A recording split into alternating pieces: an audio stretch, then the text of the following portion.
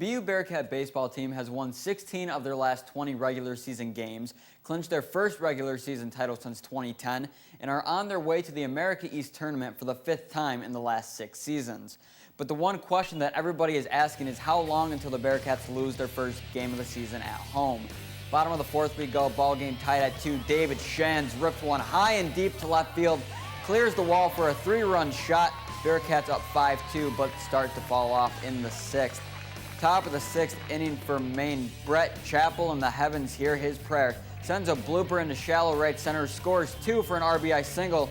Bearcats only up 1 now and seem to just lose it all from there. Later in the same inning, Danny Castles finds the gap in left center, brings in 2 more. Maine goes up 8-5, and the last chance for BU to pull away coming in the bottom of the 7th.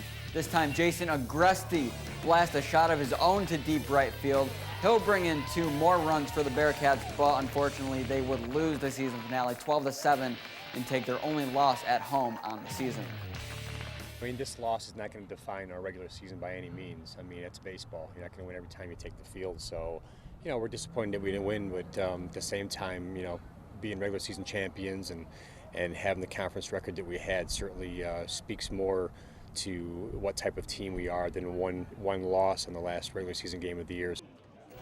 The Bearcats will start the America East Tournament in the 2nd round on Thursday against the winner of Albany and UMBC. Out to Akron we go. B-Mets trying to bounce back from their comeback loss last night against the Rubber Ducks. Robert Jesselman got the start for Binghamton and gave up 3 runs off of 7 hits and 5 innings pitched. B-Mets back in action tomorrow at 2:05. Out to Oakland we go. Yankees trying to keep their win streak alive against the Athletics.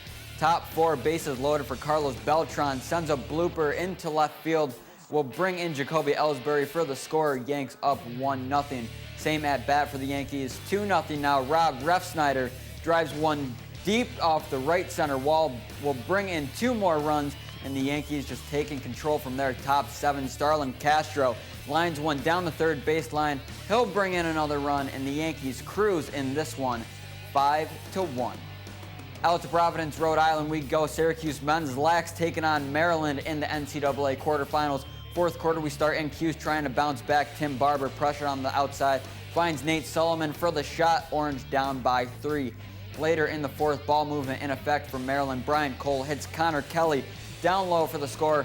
Cuse can't hold on to this one in the end. Just moments later, Colin Heacock coming around the goal finds Pat Young up top for the snipe upper deck. Cuse falls in the quarterfinals 13-7. What many around the world call the beautiful game, soccer is the kind of sport that brings everyone together, no matter what their race, religious beliefs, or age might be. This speaks true to one local high school team, and it allows them the opportunity to give back to their community. For the last 10 years, the Binghamton High School boys varsity soccer team has given back to their community with what they call the Feeder Program.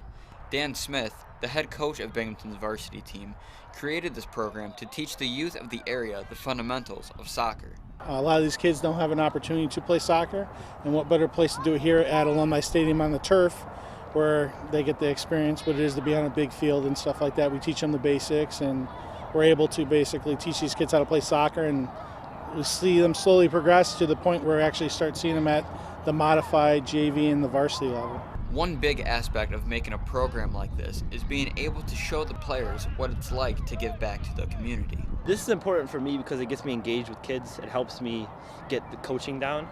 And for the community, it helps just bring everyone together and have them play soccer together. One of the benefits the big kids get from this fundraiser, along with others like Phil's Chicken House, is it helps them raise enough money to go to Cleveland, Ohio in July to compete in the Adidas National Soccer Showcase, which is a nationwide soccer tournament for teams in both JV and varsity divisions. We will have more on that tomorrow night for part 2 of the Patriots and their quest for Cleveland. And that's it for sports. We'll be back right after your evening lottery numbers.